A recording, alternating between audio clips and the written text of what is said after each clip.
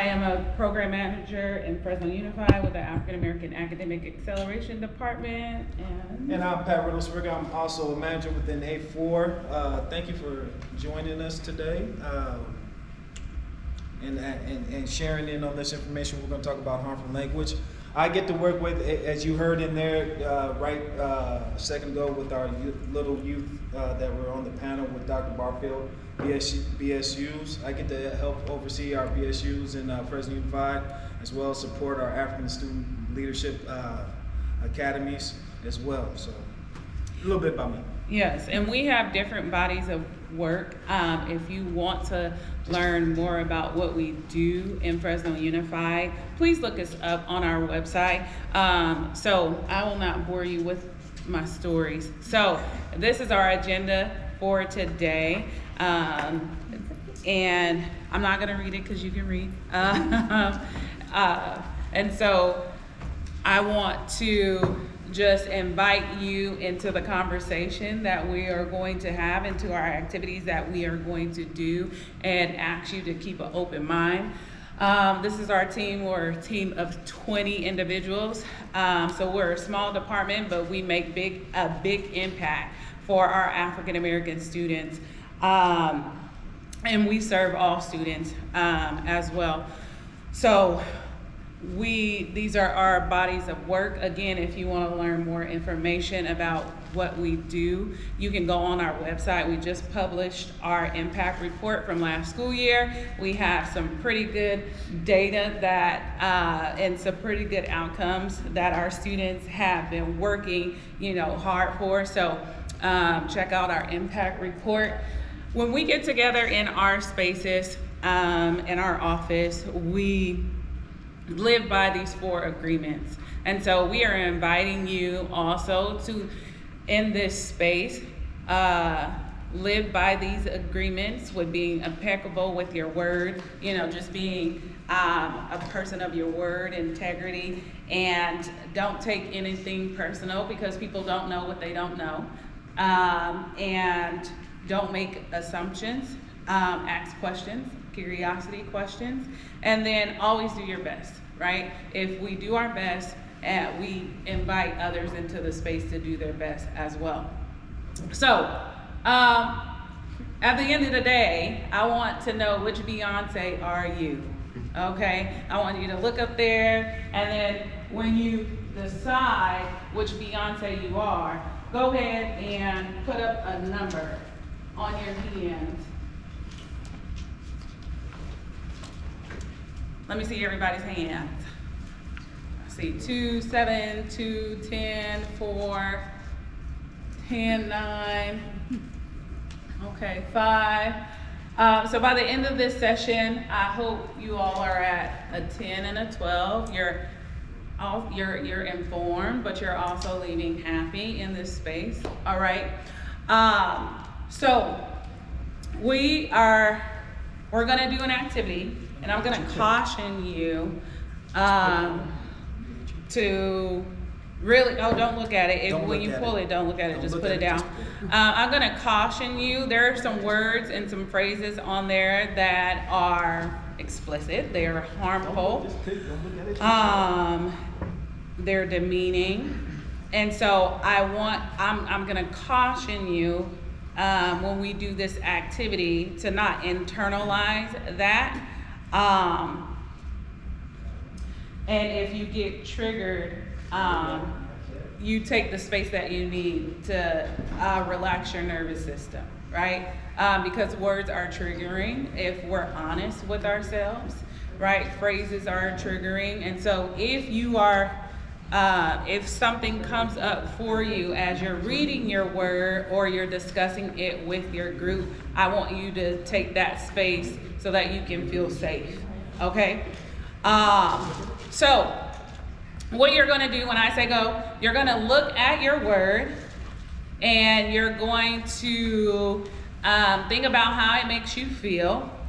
And then when I say share, you're going to have a discussion with your table how words impact others, specifically students, specifically children, right? Because when we're talking about children and words, Their prefrontal lobe is not fully developed until they're 25. So, you know, it takes them time to understand really the impact of words, right? And sometimes they don't have the tools like we adults to sit and say, you know, I'm not going to let that bother me, but it does bother, right?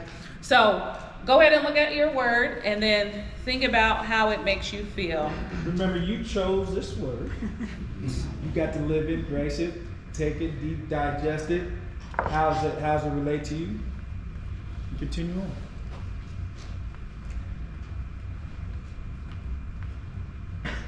All right, take a deep breath in. Hold it. Let it out. All right, now go ahead and have a conversation with your group about how certain words impact others, especially our students. Ready, go. My word was worthless, so I think it has a lot of meaning to it, right? It's such an right? You have no value.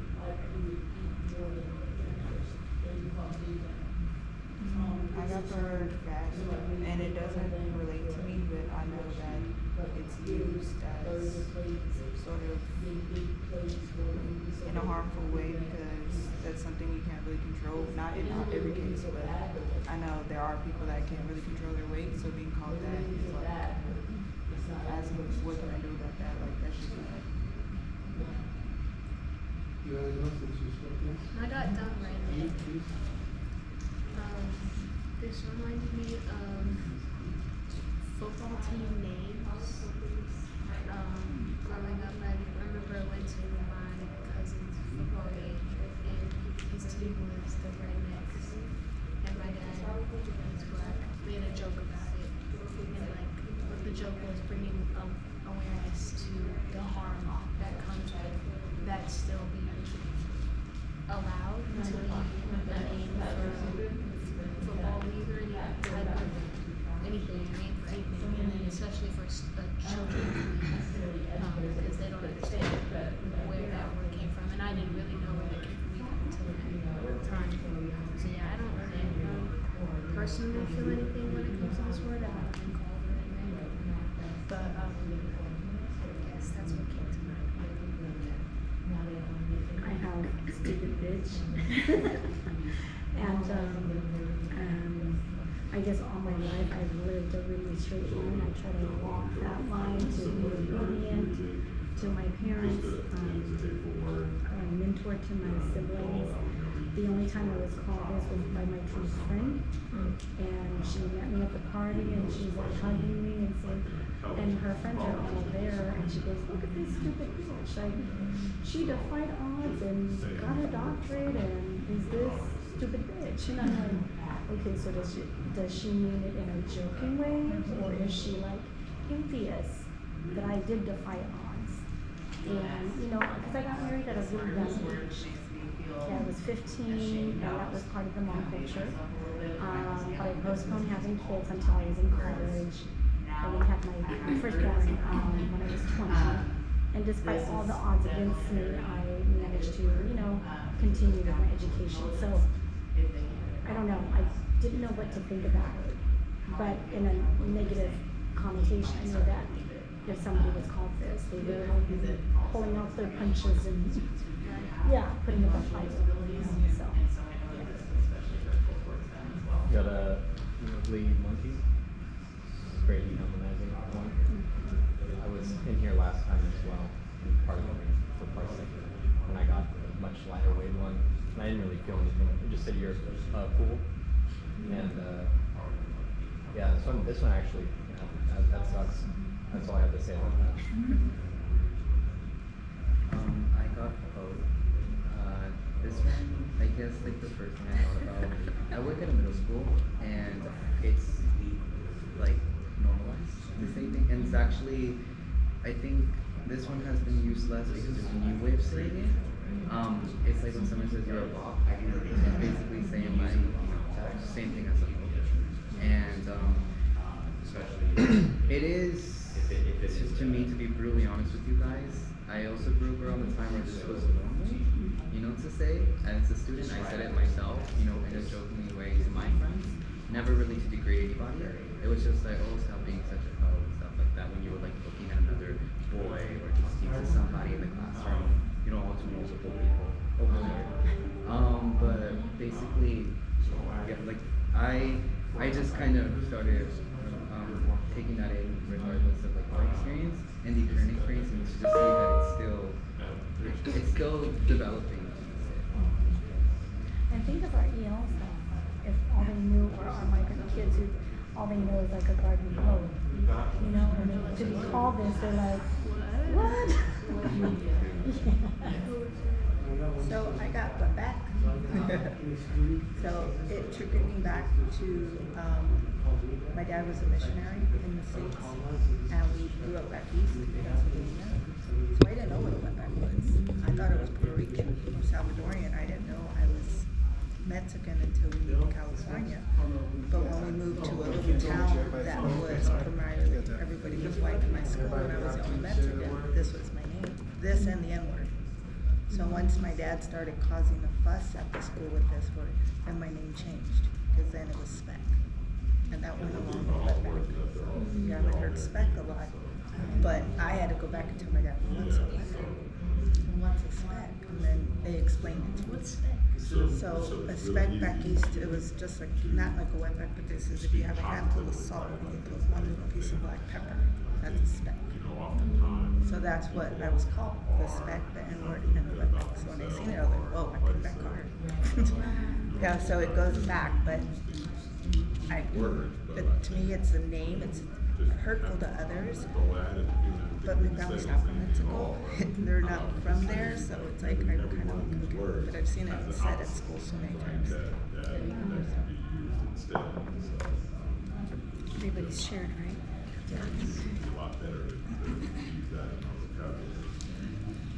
My experience as a school counselor, I just feel like bullies. Let's take 30 more seconds. Bullies, usually bullies who maybe don't have it as well, they tend to do that because they don't have.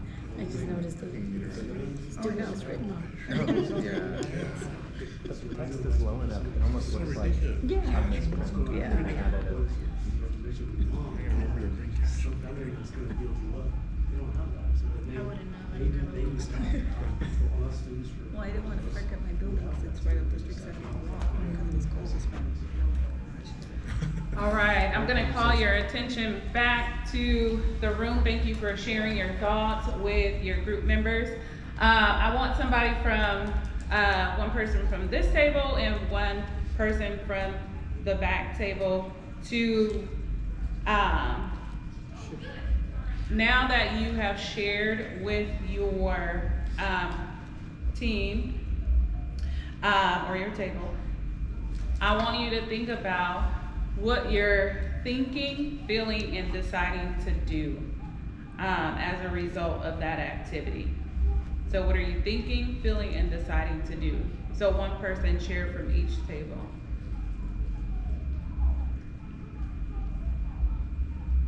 Go ahead. On our table, we talked about how these words are pretty degrading and stuff. I think these words shouldn't be used. They shouldn't even be words that you can think of at all nowadays. So, I'm feeling these are pretty like bad words, unacceptable words to be used like towards other people.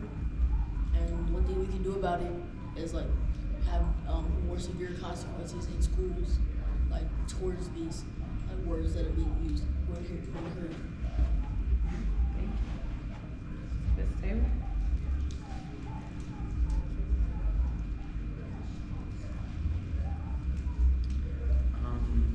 Well, is it like just our word or like just in general? No, whatever you're thinking, feeling, and Yeah. deciding to do. So I guess like I shared on my table, working currently at a middle school. Can you speak up? Oh, Can we're you sorry. get back? Working currently at a middle school. I'm just starting to think about how these are words you hear on a daily basis. These are words you hear inside the classroom, outside the classroom, wherever you might be, just as long as you're in campus.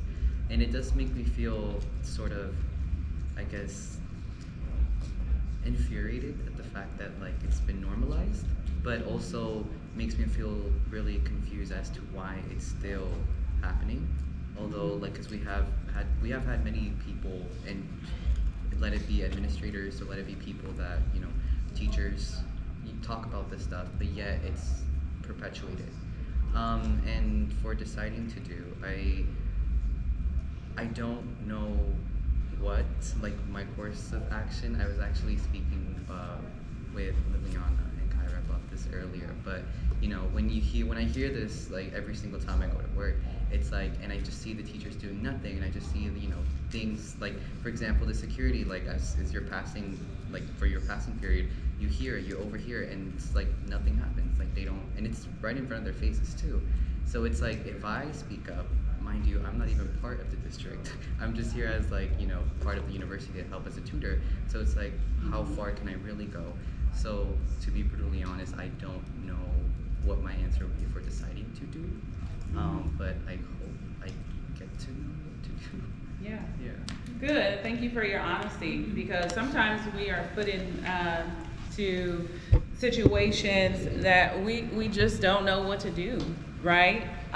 Because you don't know the reaction, right? And sometimes, you know, students, when they have less skills and less tools, they get triggered if you correct them, and then it escalates into something else, right?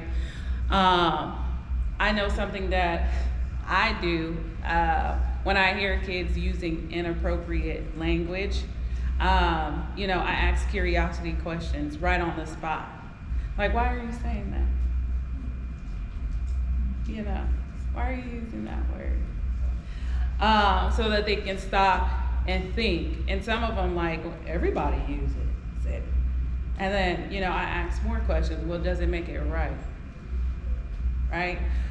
So sometimes we just have to be bold and courageous to really insert ourselves into something we just don't know what the outcome is going to be. Because in reality, if we continue to allow harmful language, you know, perpetuate in systems with our children, we're going to eventually see a spike in, you know, misbehaviors, violence, bullying, right?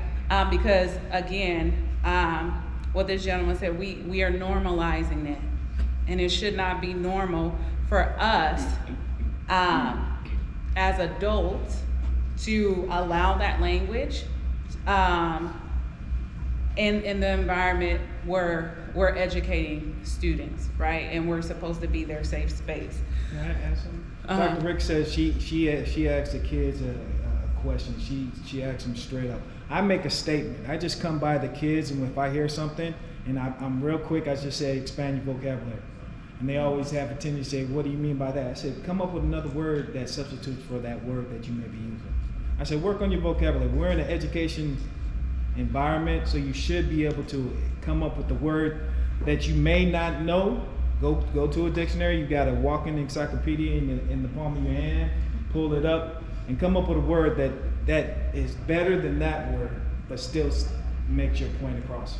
Because a lot of the harmful words that all of our kids are using is probably because that they're angered at the time. So this is the first thing, and they have a small vocabulary. This is the first thing that comes to their minds that they're going to spew out. So that's just another little tip. Yeah, or they don't recognize the impact of their words, right? So words have power, right? Our words, the words that we speak, have power. Your words, you wouldn't say this to yourself, right? You wouldn't call yourself this thing. You wouldn't call people you love this thing, right? The word that was on your paper yesterday. Am I right or am I wrong? You're right. Okay. So these words, and because we wouldn't use these words to ourselves, our people we love, because we know they have power, right? Our words have power to heal or to hurt, to uplift or to tear down. So if it's our goal to make our schools safe, if it's our goal to protect our kids, right, we have to create those environments for them to make sure that they are thriving and to uplift them, right? And that's the only way we're going to decrease the usage of harmful language is if we set the standard for ourselves and for the environments that we can control.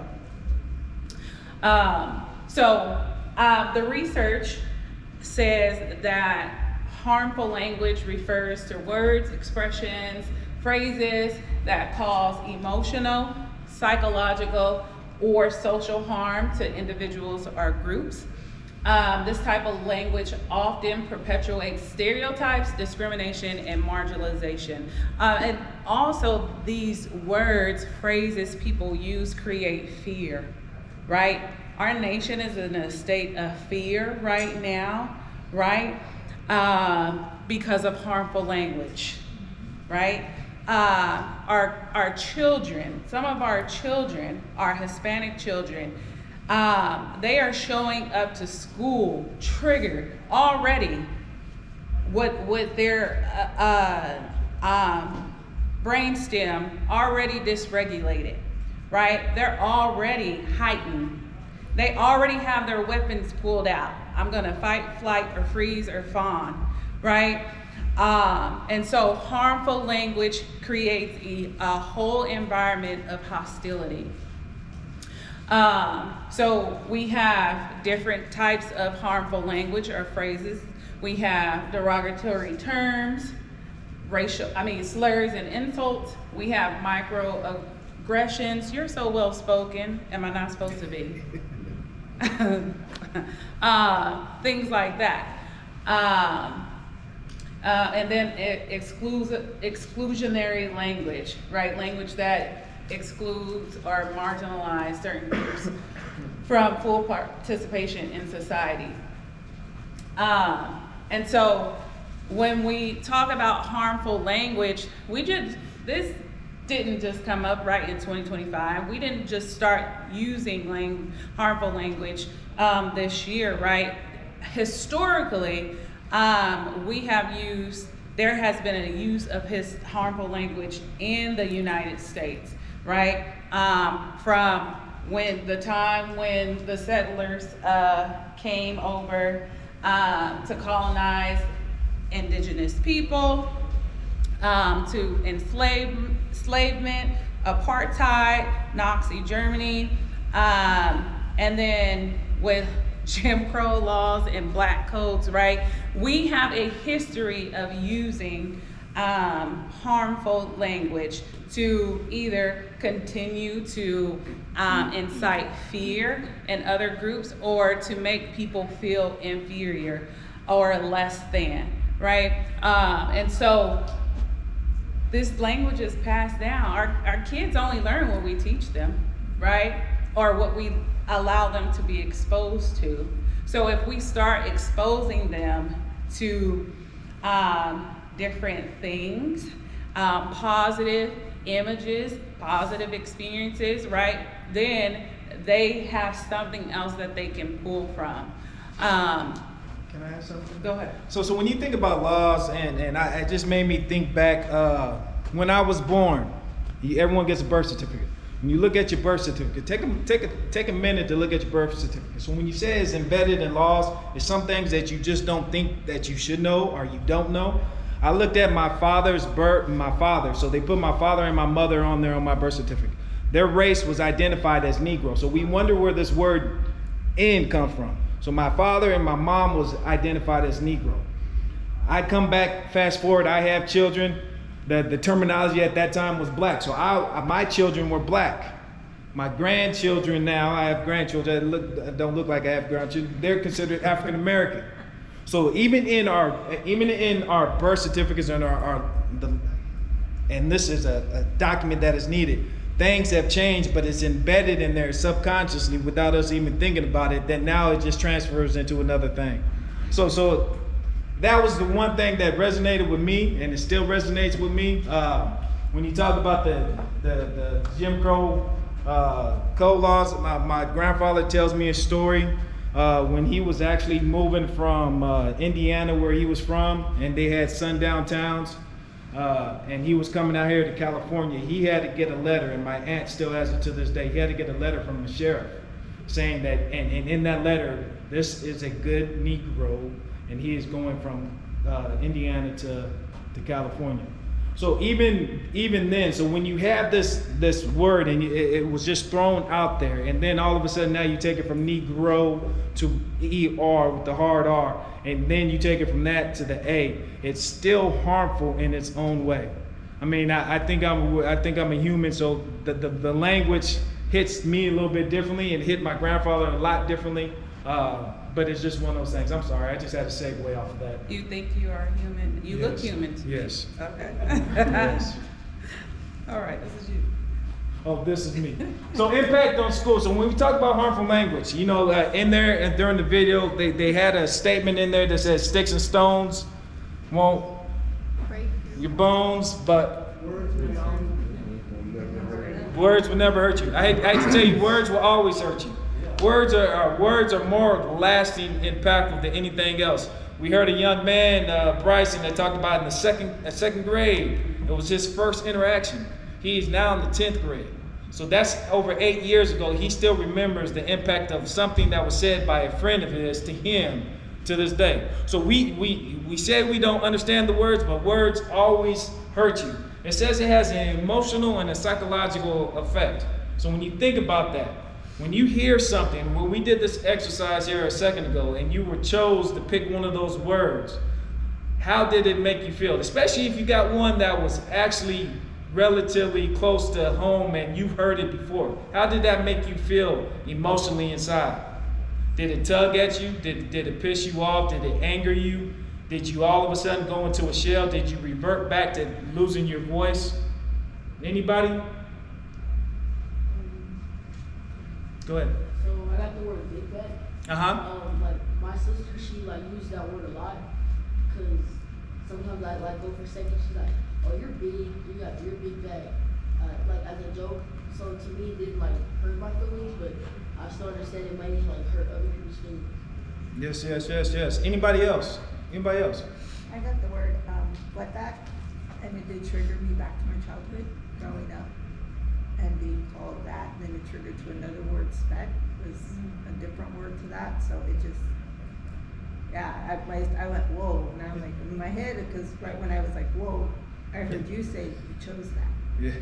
But I also chose to embrace it, inhale it, and take it. What does that word wetback mean? Do you want to explain? Do you mind? Or? Yeah. So there's wetback, they said it was the ones who swam over from Mexico and came to the States. They were considered wetbacks because of that. And then Leanna asked what was spec meant.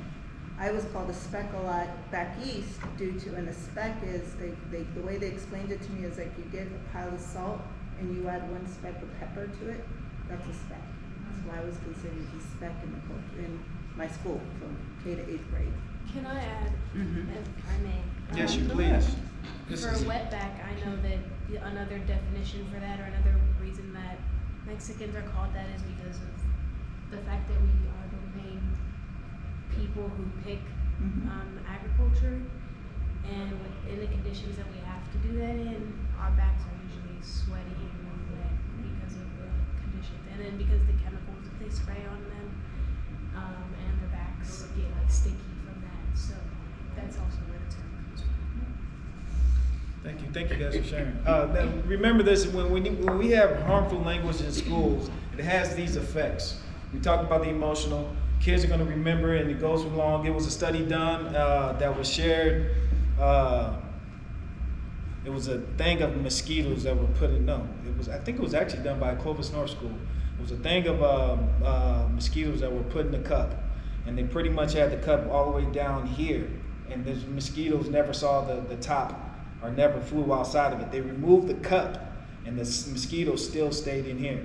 So therefore, if you think about the psychological damages that is done by harmful language, it's a lasting thing. You may have heard it that one time, and all of a sudden it triggers something, and all of a sudden 20 years from now, it's said again, and it triggers that same thing, and you may have that same emotional effect.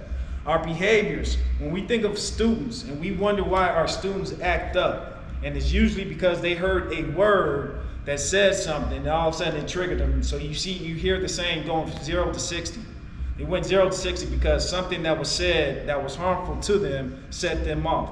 Now, when that set them off, they go from being good angels to all of a sudden being a terror on campus. And then all of a sudden it affects the classroom behavior. Then all of a sudden it affects the detention, suspension, expulsion, etc. and so forth. And once again, it goes to the school climate, and all of a sudden the school climate starts to deteriorate. And you never receive, or you never get it the way it's supposed to.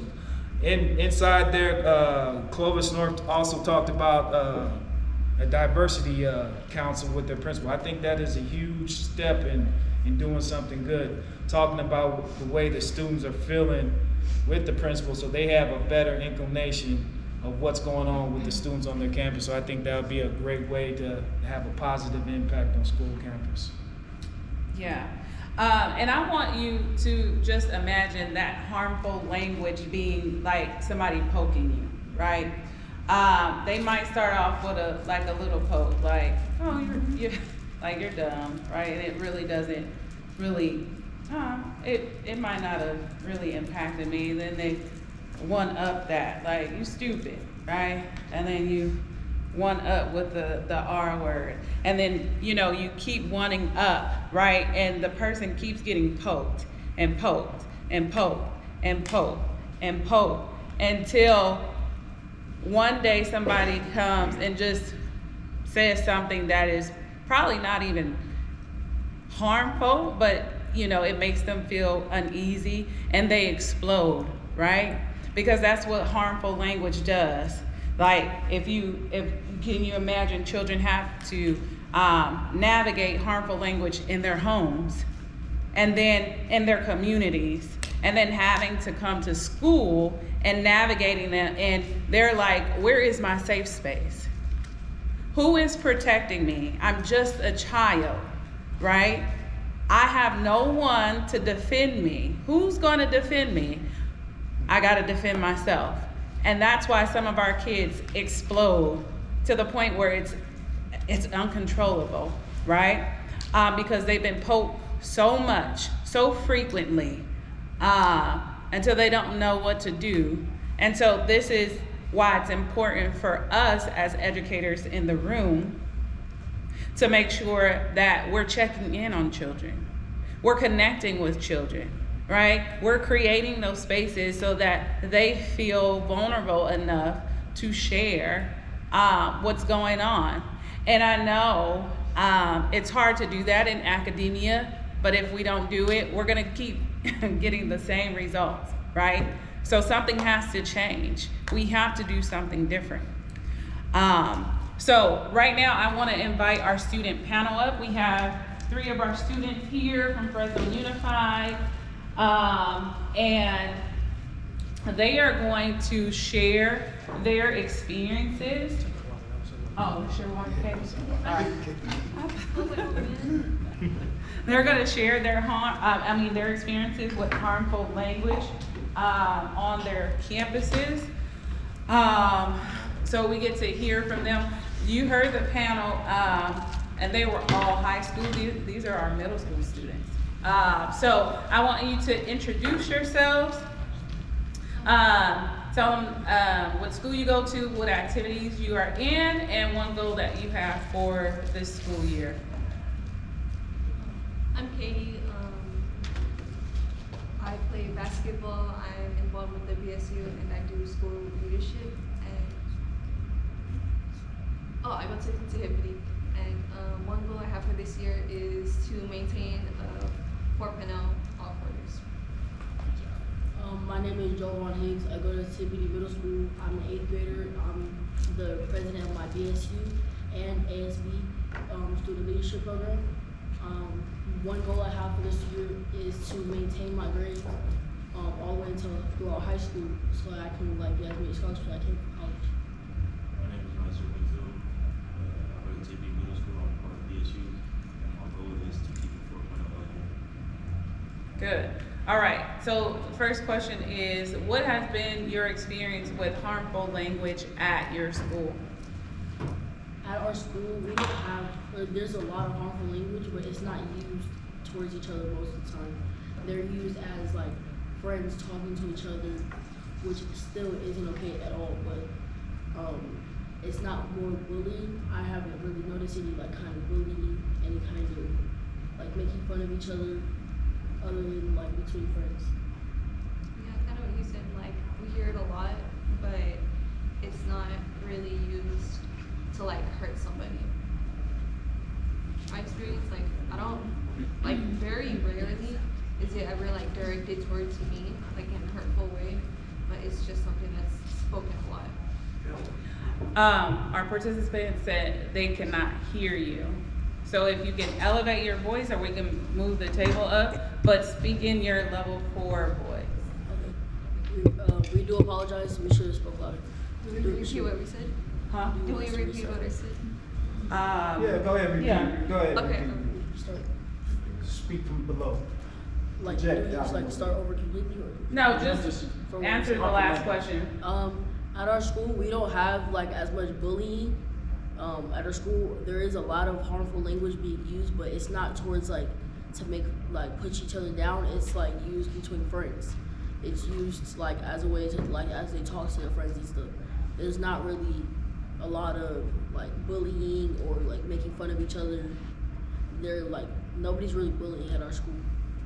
Yeah, kind of basically what he said. It's heard and used a lot, but not in like a hurtful way, which still isn't acceptable, but it's just how it is at our school. To add on to what they said, we really don't. Yeah, speak up. People at our school really don't like kind of bully, but they like use words because they hear other people using words, or like they follow on to what their friends are saying. And what has been the response from the adults at the school regarding the harmful language? At our school, some teachers don't allow it at all. Like they cut it out right when they hear it. But there's also some teachers that really just don't care. They just if they hear it, they won't say anything because of how much it's being used at the school. There's because of how much people say stuff like that. The teachers don't really say anything anymore. Yeah, kind of basically he said there's some teachers that allow it and don't allow it. And most teachers, like the teachers that do something about it, it's usually like they'll tell the person to stop using the language and then tell them why it's not acceptable to use it. And then the teachers that are like laid back about it, they're just kind of like, oh, don't say that, and then they'll leave it at that.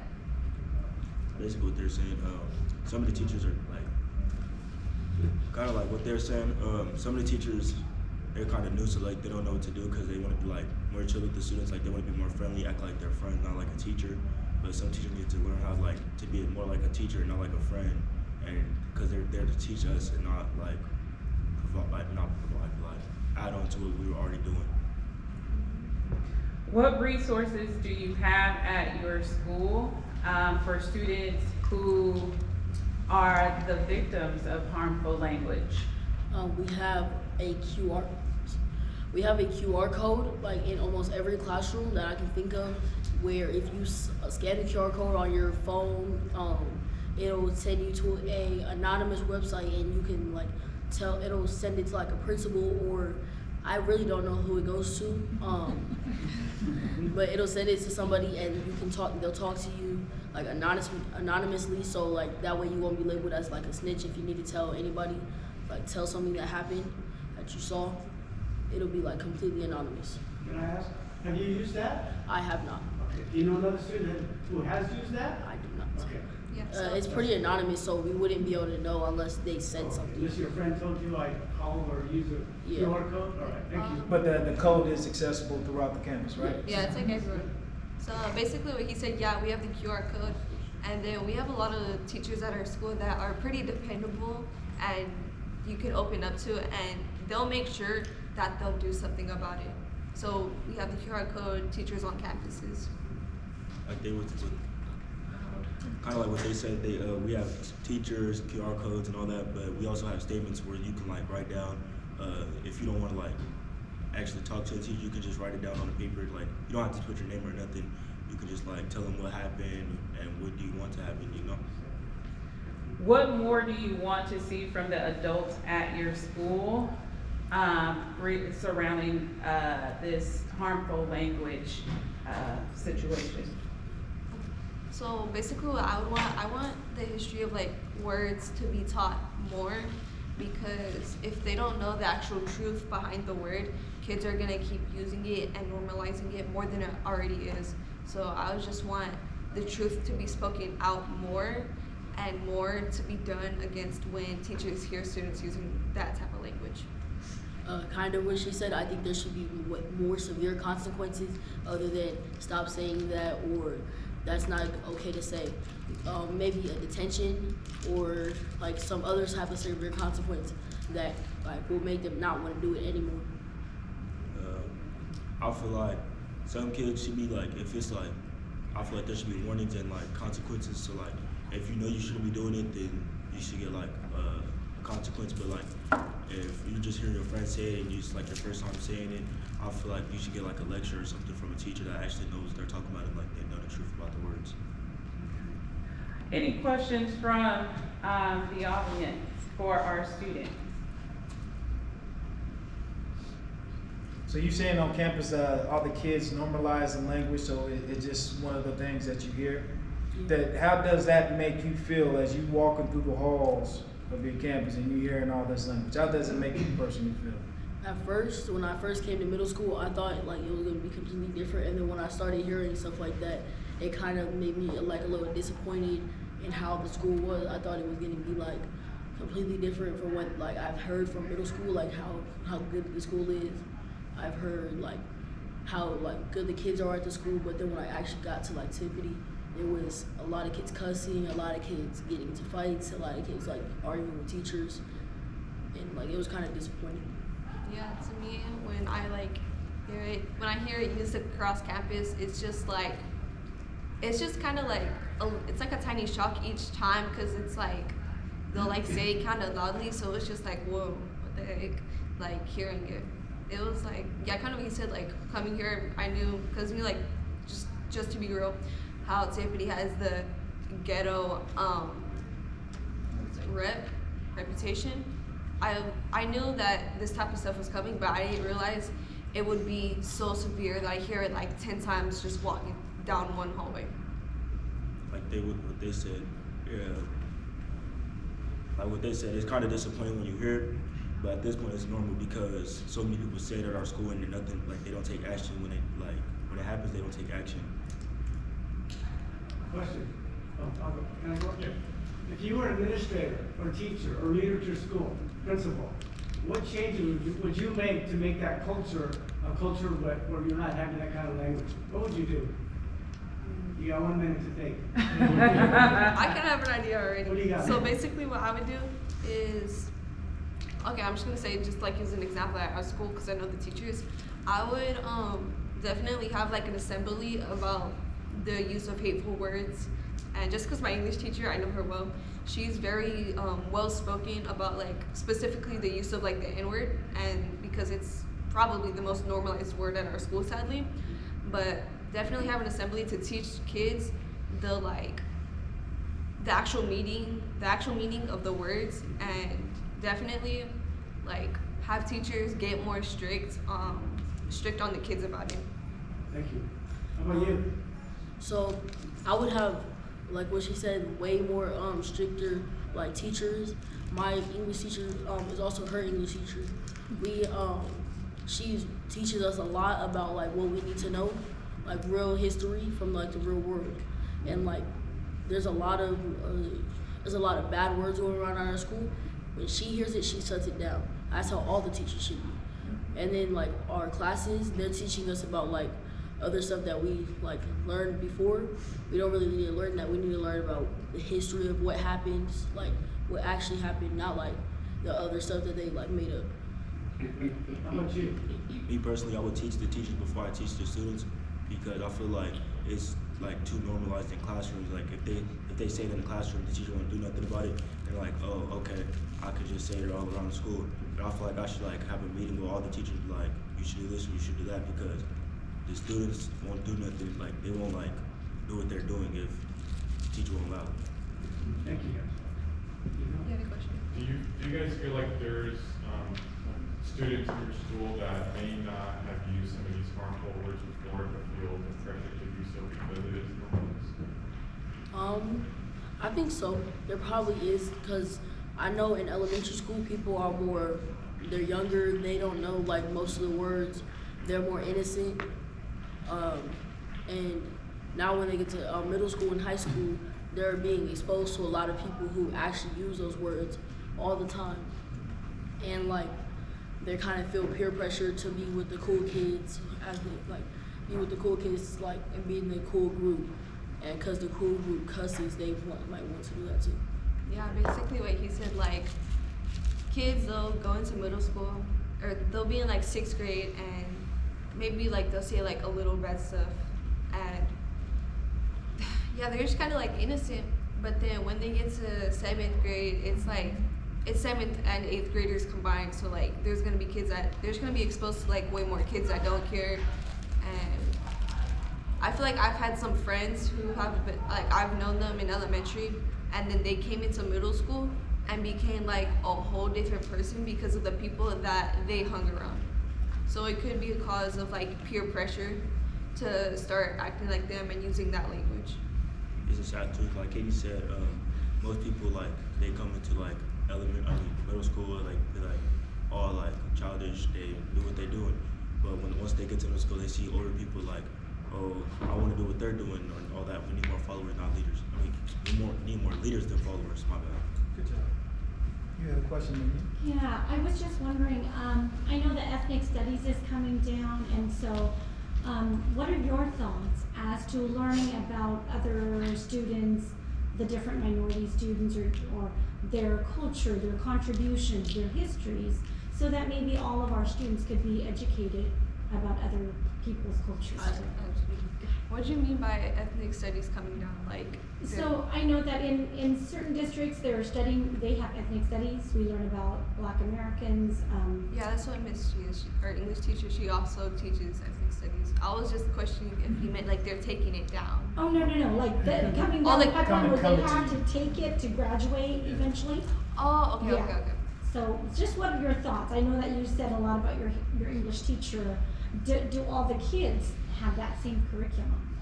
Not everybody has her, but like I would hope that one day everybody gets to have her, because I didn't have her last year when I was in 7th grade, but this year I did.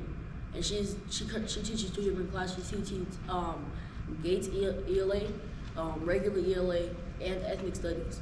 So like I hope most of the kids get to go have her as her teacher, but they also have the other ELA teacher, Miss Bell. So they might not get to have her like as their teacher. Yeah. So, but like, for, as you said, like ethnic studies, I think it's really important to learn about. Mm-hmm. I think it's like pretty good that they put that you have to have ethnic studies to graduate. I think that's like really important to learn about, even like as we're younger. Like it's good to know your history, know what happened before. Thank you. Basically what he said, like I feel like it's important for students to have to take that class, because like we're the new upcoming generation, and I feel like it's kind of our job to know about this stuff, but it's the adults' job to teach like the real truth. And I hope in the ethnic studies class that they don't focus just solely on like Black communities, but also like Asians, just and everyone else, because it's like they all tie in together. I'm glad we have classrooms like No, go ahead and respond. I'm glad we have classrooms like that on our campus, because people really need to know the truth and not like people really need to know the truth and not like what the teachers are learning, because some teachers are wrong and some teachers are just telling kids what they know, and we need to really know like the real truth about behind words and all that. Yeah, to just figure out back what he said, the new ethnic studies classes that are going to be opening up more, I would like to see like the real truth, like, because we have a teacher on campus that's saying the N-word was made by Black people, which is just, yeah, not true at all. Very weird to hear. But I just hope in the classes that they get taught like the real truth, like something that's not heard often is the doctrine of discovery. It was basically a paper signed by the church saying that white people could like do anything to take over new land. It's just something that I feel like I just want the real truth spoken out more. Question, you Miss English, right here, first name. Yeah. I think my question is really like it's kind of broad, but whenever it comes to these like topics about harmful language, and when we talk about teachers being, I like what you said, how we should teach the teachers and then teach the students, right? Or I don't know how you said it, but it was somewhere around there. I just wanted to ask, how in your district, how are parents involved? And the reason I say that is because like an incident that happened recently, the school that I work at, is that unfortunately there was usage of like slurs, like that go beyond the N-word. And when the parents were involved, turns out it was actually the parents, promoting this type of language. They were the ones that were acting as childish as their student was acting. And it's something that you see very common, and I spoke about it a lot like with the teacher that was part of the incident, and it's, it kind of adds an unneeded obstacle already on top of the one we're dealing with. So I guess like for you guys, like have parents ever been involved, with any incidents, or how are they involved regarding in your curriculum? At our school, it really depends on who you go to, because there's a lot of parents that just don't care. They'll just let their students stay home from school. If they get called by a teacher, they just will say, I don't care, don't call me anymore. But then there's also parents like my mom. She's very on top of me. That's why I keep my grades so good. She knows like most of my teachers. Like my mom, like very involved in our school. There's a lot of stuff like that parents could be doing better, but there's some that just don't care, and that's why their students act the way they do.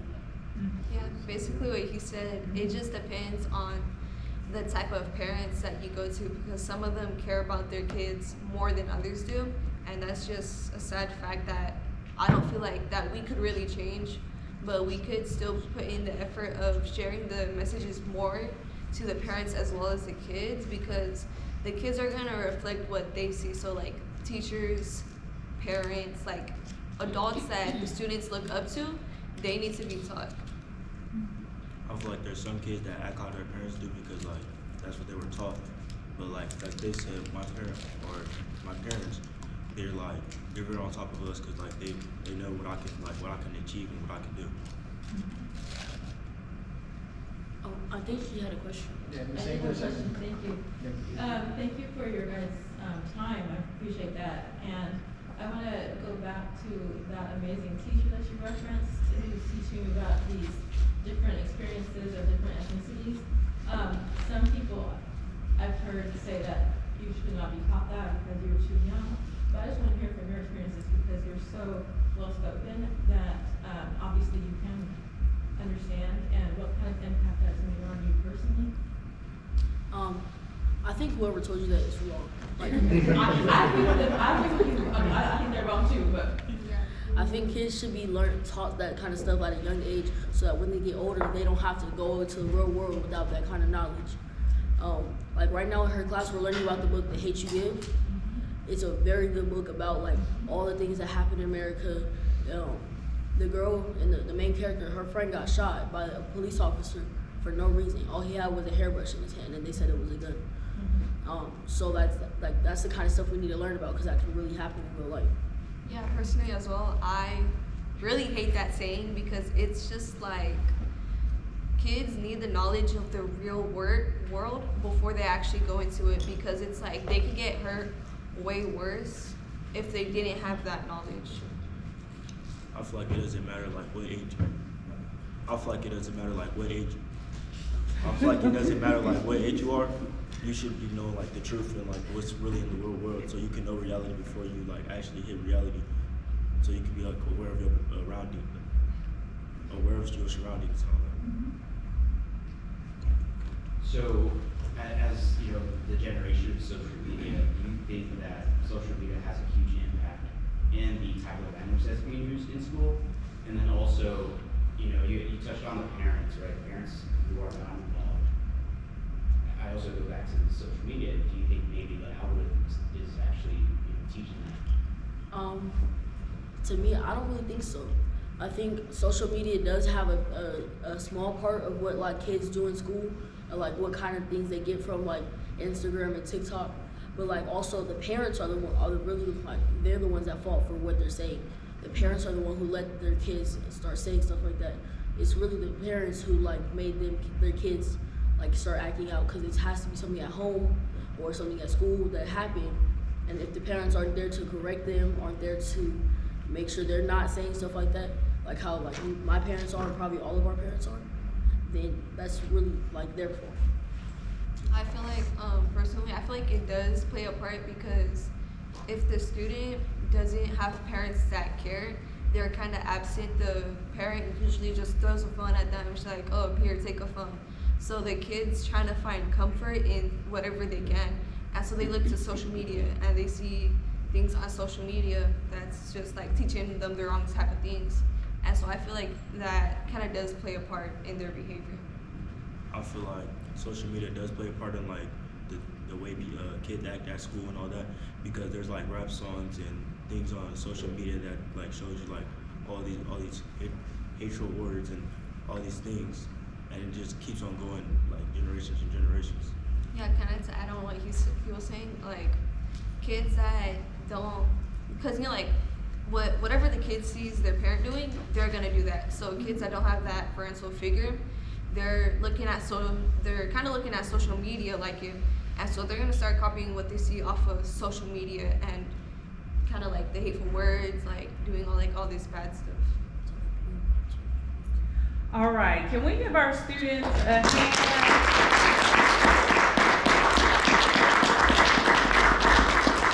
They've been in here all day, they missed class, they had work to do, but they showed up because this is important to them. So thank you for all of your questions. Thank you, students. We are going to, we have one last activity that we're going to do, but I want to show you our website, our Fresno Unified website. On our website, we have a toolkit to address harmful and derogatory language in schools. So if you go to our website and you search harmful language toolkit, it will pop up. And so that is a resource that you can use as a start to make sure that you create safe and inclusive environments for your students. All right, so along that line, it's four guides.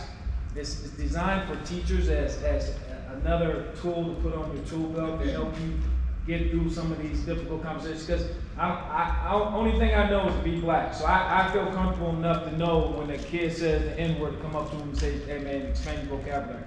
I don't know what it feels like to be a Hispanic or a white person coming up to a black kid who's using it in a derogatory way, or another kid is using it in a derogatory way to come up and say. So this is kind of used. It was a partnership with Taylor Consulting to develop, because we know there's harmful language in our schools. We know the N-word is one of the big ones. So this was built and designed to help actually our teachers put another tool in their tool belt to be able to address the situations that they hear in the classroom, here during the hallways, and during lunch. So it's a good tool, it's a good resource. And if you go to, as Dr. Rick said, if you go to our website, you should be able to find it easy. all right, I want everyone to stand up and pick someone in the room that you don't know.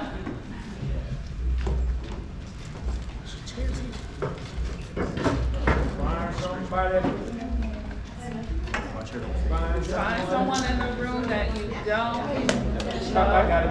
Go find somebody. I got you. Go find somebody.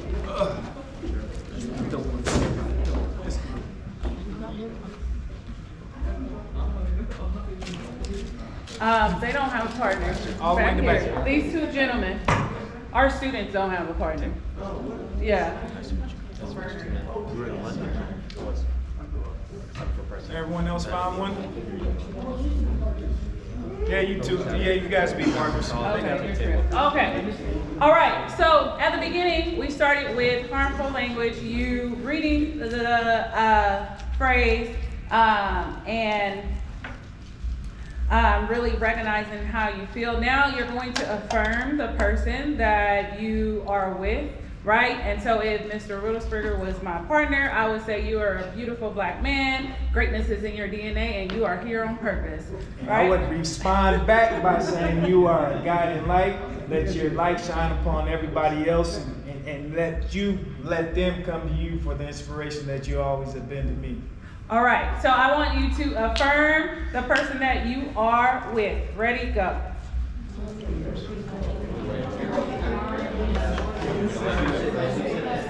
Glad you're not. That's good. You're very intelligent young man. You've done a very good job here. Made a lot of impact. You guys are really good. Thank you for everything you have done, and don't let anybody take you down for nothing that you do. You are who you are. Don't follow somebody else. You got what you do. Appreciate that. I have a question. You guys got out of school. We got out of school at like 9 o'clock. You got to work till like 9. Yeah, that's like really enough time to pack you back. There in person. What time you guys start? 8:35? No, it's online, but I have to. What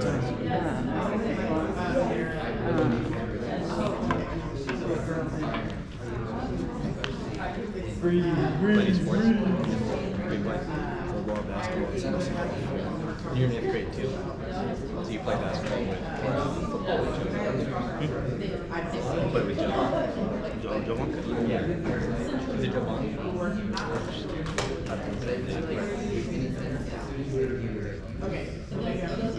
What position do you play? Safety. That's a fun position. Is it full contact? That's a violent position, right? That's like the most, isn't it? It's like the most running you have to, well, not the most running, but like it's running to get it. As soon as they throw the ball in there, you guys go run and probably try to get it or try to get the tackle. 100%. And what does Infinity feed into? Like what I think? I don't know if they still have a rugby team there. When I went to high school, you should check that out. Yeah, I signed up for it. Really? I signed up for a rugby team, a football team. I signed up for every sport. Because rugby, bro, especially like if you play safety, I'm like, imagine if all over the field there's no blocking, all over the field tackles, bro. And dude, if you're not afraid of contact, bro, you can this whole mind games, bro. Oh, it's a fun sport, dude. I played it all 4 years in high school. I was like, All right, now I'm gonna bring you back in 5, 4, 3, 2, 1. 2 people, how did that feel? Great. It felt amazing to like be able to talk to other people about like how their life experiences. Okay. And for like to be able to talk to me about how he thinks I'm gonna do great in life. I felt great to like hear somebody who like really see me. Good. Our words carry power, right? They have the ability to help us heal, to uplift us. So I pray, Lord Jesus.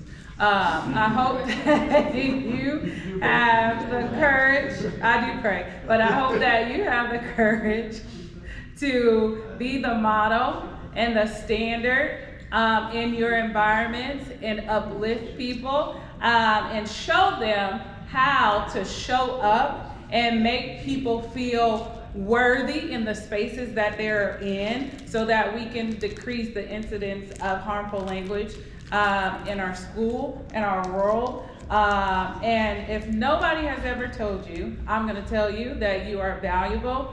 And I hope that this experience was very impactful and enlightening for you so that you can take it back to wherever the spaces that you're going to inform and educate so that we can begin to transform cultures. Any questions for us? No? Okay. I hope you all have an excellent day. I don't want to hold you. I know they're giving out cookies, so I don't want you to miss your cookies. Go get your cookies. And I hope you all have a great rest of your day. Thank you, thank you, thank you.